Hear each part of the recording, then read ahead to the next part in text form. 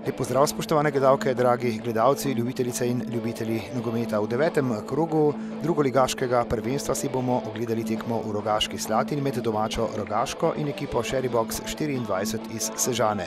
Gostje so pod vrhom prvenstvene lestvice na 3. mestu s 16 točkami, ekipa Rogaške pa je na 8. in ima 4 točke manj. Zmagelju je celo že potrdil proti mestnemu rivalu Iliri. Tule pa Kebe ima priložnost iz težke pozicije, ni se odločil za udarec, ampak za podajo, potem pa vendarle udarec in dobro posredovanje vratarja domače zasedbe. Napredoval v drugoligaško konkurenco, v kateri je sedaj drugo sezono. Brez prepovedanega položaja udarec z razdalje. Poskus Sežancev, hitro se je odločil Kebe za udarec.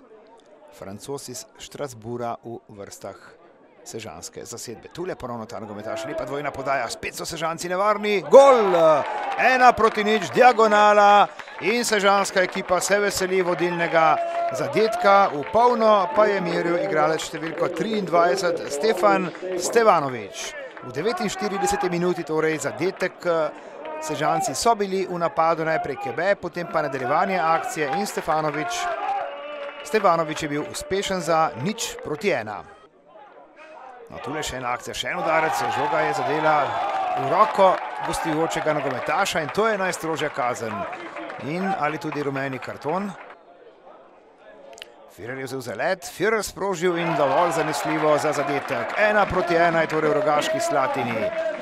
Domača zasedba se je vrnila v igro in to je seveda priložnost tudi za popoln preobrat Rogaške. Tule še ena akcija, ki morda obeta kaj več. Takole podaja v prazen prostor, Krivičič ima žogo, Krivičič in odlična obramba. Izjemna parada domačega vratarja, še traja napad Sežancev, pred vrati žoga in odločitev je, da bo to podaja iz kota.